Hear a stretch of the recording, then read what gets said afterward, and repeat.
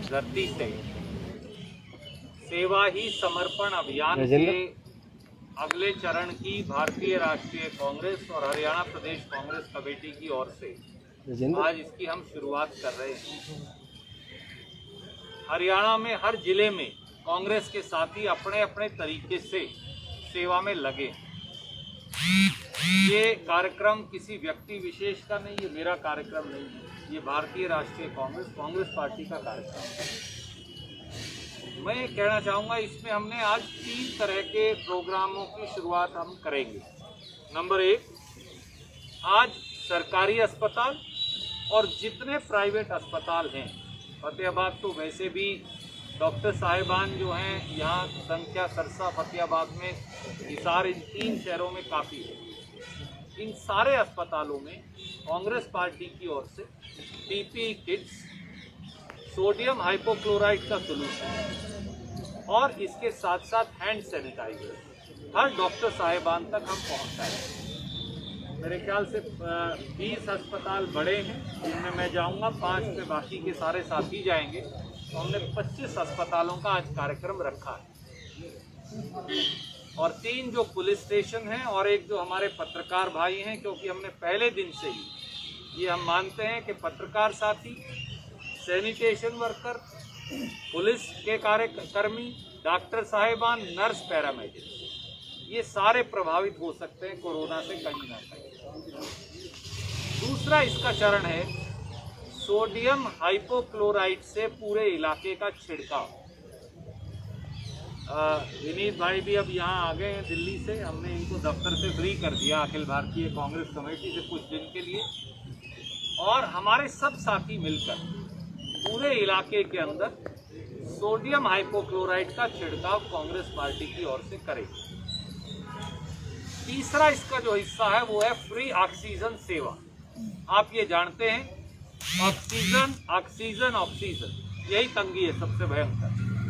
तो इसलिए हमने निर्णय किया है कि एक फ्री ऑक्सीजन सेवा की शुरुआत करेंगे। मैं आपका भी सहयोग मांगता हूँ, हाथ जोड़कर, विनम्रता से। सारे डॉक्टर साहिबान का आज हम व्हाट्सएप ग्रुप बना देंगे, हमारे साथी भी उसके अंदर होंगे, और जहाँ से ज़रूरत लगेगी ऑक्सीजन की, जो इमरजेंसी है और सरकार नहीं दे पा रही, वो ऑक्सीजन हम देंगे। ज़रूरत पड़ी तो मैंने ये कहा है साथियों को कि हम ऑक्सीजन कंसंट्रेटर भी भेज देंगे और ऑक्सीजन सिलेंडर तो हैं ही जो हम वितरण करेंगे। कई एनजीओज भी कर रही हैं, आज भी यहाँ बिल्कुल साथ में एक साथियों ने कैंप लगाया है, वो भी हमारे भाई हैं, 2 मिनट उनके पास भी आज हम लगाने वाले हैं, वो भी यही काम कर रहे हैं। तो कांग्रेस पार्टी की ओर से भी ये फ्री ऑक्सीजन सेवा की पूरे ज़िले के अंदर ये शुरुआत है। टोहाना में भी हम सारे साथी कर रहे हैं, तो रतिया में और फतेहाबाद में भी जहाँ ज़रूरत होगी वहाँ भी भेजें। मेरा एक विनम्र निवेदन, और कांग्रेस पार्टी तो सेवा कर रही है, खट्टर सरकार सत्ता का मेवा खा रही है। कांग्रेस पार्टी के लोग सेवा संकल्प समर्पण अभियान में लगे हैं और श्री दुष्यंत चौटाला और श्री मनोहर लाल खट्टर और भाजपा जजप्पाई जो हैं, वो सारे के सारे घरों में दुबके बैठे हैं। सरकार की गुमशुदगी के पर्चे लगे हुए हैं। मोदी सरकार भी गुम है और खट्टर सरकार भी गुम है। ये एक कड़वा सत्य है। 6-7 पहलू हैं जो मैं आपके समक्ष रखूंगा हरियाणा की 2.5 करोड़ जनता की ओर से। खट्टर साहब ने हालिया ये बयान दिया कि भाई जो कोरोना से मर रहे हैं वो शोर मत मचाओ, मरने दो, शोर मचाने से कोई नहीं आएगा। शायद हरियाणा और देश के इतिहास में ऐसा हो अशोभनीय बयान, ऐसा असंवेदनशील बयान और ऐसी अमानवीय टिप्पणी किसी और मुख्यमंत्री ने नहीं की होगी। जो उनके दूसरे उप मुख्यमंत्री हैं वो हेलीकॉप्टर से नीचे ही नहीं उतरते, वो हेलीकॉप्टर में ही टंगे घूम रहे, ना उचाना है ना वो हिसार आते जहाँ से वो चुना जाया करते थे, जहाँ से विधायक है वहाँ नहीं आते, और ना वो हरियाणा में कहीं और जाने लगे। फतेहाबाद सरसा को कहा करते थे ये हमारी कर्म भूमि है, वहाँ दर्शन नहीं दिए जब से लोग मरने लग रहे हैं तब। ऐसे में कुछ सवाल सीधे से खड़े होते हैं। पहला सवाल, हरियाणा के गांव और कस्बों में अब कोरोना अंदर घुस गया और कोरोना की महामारी से हर गांव में लोग मर रहे हैं। आप कोई गांव उठाकर देख लीजिए, 2 मौत, 1 मौत, 4 मौत, बड़े बड़े गांव में तो 50-50, 60-60 मौत हो चुकी है। टिटोली गांव जो रोहतक का है, उसके अंदर मौत का आंकड़ा कहते हैं कि 80 को पार कर गया। बड़ा गांव दड़ौता अपने पड़ोस में है, फतेहाबाद और सरसा तो साथ साथ पड़ते हैं, और माफ कीजिए हिसार, 7 या 8 मौत एक दिन में हो गई। किला जफरगढ़ गांव जो है रोहतक जींद के बॉर्डर पर, 12 मौत हो गई। कई गांव हैं जहां से, बड़ोली एक और गांव है, वहां पूरा गांव ही कंटेन करना पड़ा। इनकी कोई गिनती नहीं मृत्यु की, कोई इनका RT-PCR नहीं, कोई कोविड टेस्ट नहीं, कोई ऑक्सीजन नहीं, कोई बेड नहीं, कोई डॉक्टर नहीं। हरियाणा के 7,500 गांव को और 85 शहरों और कस्बों को इस बेहाली की कगार पर खट्टर साहब और खट्टर सरकार ने क्यों छोड़ दिया? दूसरा सवाल, हरियाणा में इस समय ऑक्सीजन की सबसे भारी तंगी है, पूरे देश में भी। मोदी सरकार और खट्टर सरकार फेल हो गई, गुमशुदा हो गई। हरियाणा, दिल्ली जो है अपने यहाँ पड़ोस में, दिल्ली में 85,000 सक्रिय मरीज पर 700 टन ऑक्सीजन दी गई है। हरियाणा में 1 लाख सक्रिय मरीज हैं करीब। हमें 272 टन ऑक्सीजन का कोटा अलॉट हुआ है, मिलता है 200 और 225 टन।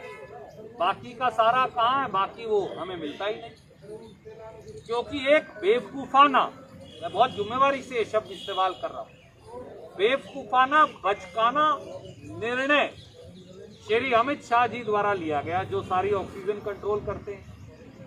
भिवाड़ी के ऑक्सीजन प्लांट जो हमारे पड़ोस में लगता है, उसकी ऑक्सीजन तो मध्य प्रदेश को दे दी और हमें रुड़की से दे दी। भिवाड़ी से बिल्कुल गुड़गांव 12, 15, 20, 25 किलोमीटर पे हमें वो ऑक्सीजन मिल सकती थी, दिल्ली को भी मिल सकती, वो मध्य प्रदेश को दे दी। राजस्थान, जहां भिवाड़ी जो राजस्थान में, उनको आगे बंदरगाह से दे दी गुजरात में। इस तरह का बेवकूफाना निर्णय ले रहे हैं। क्या हरियाणा के लोगों की जिंदगी नहीं? हमें इतनी कम ऑक्सीजन का कोटा क्यों अलॉट किया गया? नंबर 3, 12 जिले ऐसे हैं जहां पर आधा टन घर में जो मरीज है उनके लिए ऑक्सीजन का कोटा है। आप तो सजग पत्रकार हैं, आप बताइए, आधा टन में पूरे जिले के घर में जो मरीज हैं जिन्हें ऑक्सीजन चाहिए, क्या वो जिंदा रह सकते हैं? तो उनको कीड़े मकोड़ों की तरह 12 जिले के लोगों को मरने के लिए खट्टर साहब ने क्यों छोड़ दिया? चौथा सवाल, हरियाणा में जो छोटे कस्बे हैं, जैसे रतिया है, जैसे अपने यहाँ उकलाना है, जैसे अपने यहाँ बरवाड़ा भी छोटा ही है, इन सारे कस्बों में ऑक्सीजन सप्लाई बंद कर दी ताकि बड़े शहरों को दी जा सके। क्यों साहब? छोटे कस्बों और शहरों के लोग आदमी नहीं है? और इसके साथ साथ ये भी कह दिया कि नॉन कोविड पेशेंट्स को सप्लाई नहीं मिलेगी। क्यों? नॉन कोविड पेशेंट आदमी नहीं है।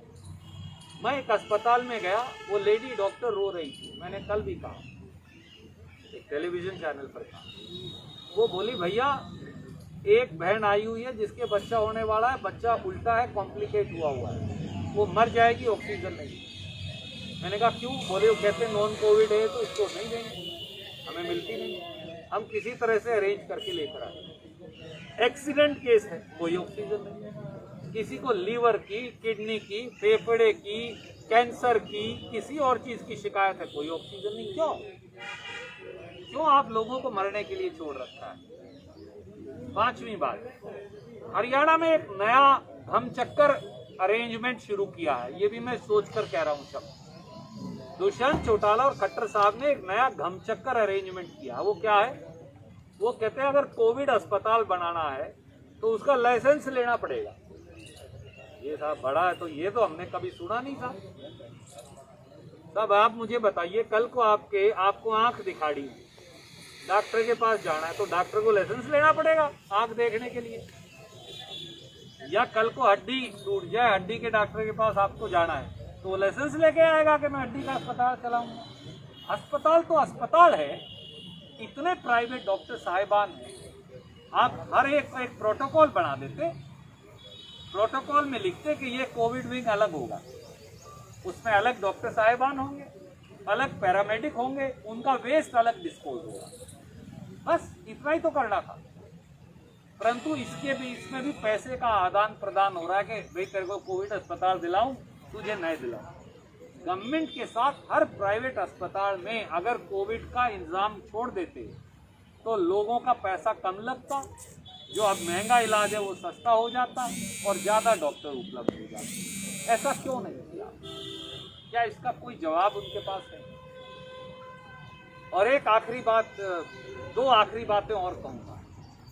मुख्यमंत्री जी बड़े जोर शोर से आए, कोविड पर्यटन किया और कोविड पर्यटन करके दो उन्होंने अस्थायी अस्पताल जो है वो चालू किए, एक हिसार में, एक गुरुग्राम जिसे आप कहते हैं। हिसार वाले अस्पताल में तो पहले दिन जब पत्रकार भाई गए तो कोरोना का इलाज करने के लिए दांतों का डॉक्टर बिठा रखा था। भाई जिंदल साहब और जिंदल परिवार ऑक्सीजन दे सकता है, बेड दे सकता है, अस्पताल बना सकता है, बेड पे चादर लगवा सकता है, डॉक्टर तो सरकार देगी। वहाँ आपने दांतों का डॉक्टर बिठा दिया, वो कोरोना का इलाज करेगा। और आज ही आपके समाचार पत्रों की कर्तने और फोटो मैंने ट्वीट की, गुड़गांव के अस्पताल में जैसे ही मुख्यमंत्री गए सारे डॉक्टर भाग गए, कोई डॉक्टर नहीं, कोई वहाँ मरीज नहीं, कोई पैरामेडिक नहीं, कोई ऑक्सीजन कंसंट्रेटर नहीं और बिजली की तारें लगाने लग रहे। अब शायद आज ट्वीट किया तो अब हरकत में आई थी एडमिनिस्ट्रेशन, कहते हैं आजकल में दोबारा चालू करें। तो क्या कर रहे हैं आप खट्टर साहब? और आखिरी जो बात है वो ये कि इनका नया नारा है साथियों, ये पहला नंबर बिंदु था पर मैं जानबूझ के उसे आखिर तक रखा। खट्टर साहब, दुष्यंत चौटाला और खट्टर सरकार का नया नारा है, अस्पताल गुल, जीवन रक्षक दवाई गुल, वेंटिलेटर गुल और शराब की सप्लाई फुल।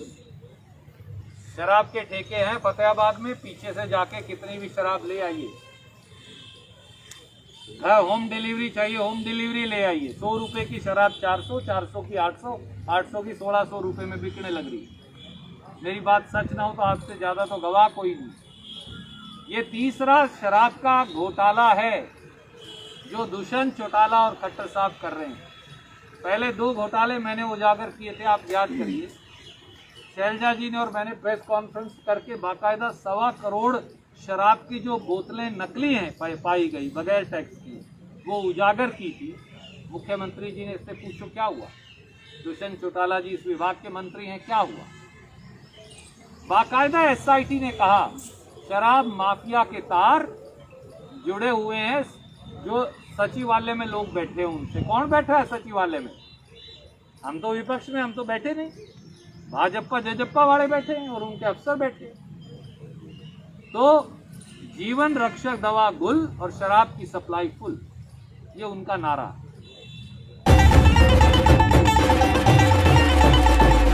समय का पहिया घुमा के अब एक नई शुरुआत करिए, इस देश की सुनहरी धरती में नई जान भरिए।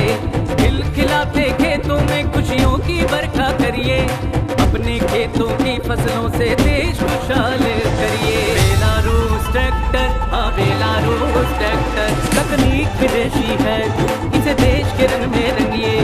बेलारूस ट्रैक्टर का सब मिलके स्वागत करिए। बेलारूस ट्रैक्टर, तकनीक विदेशी, दिल देसी।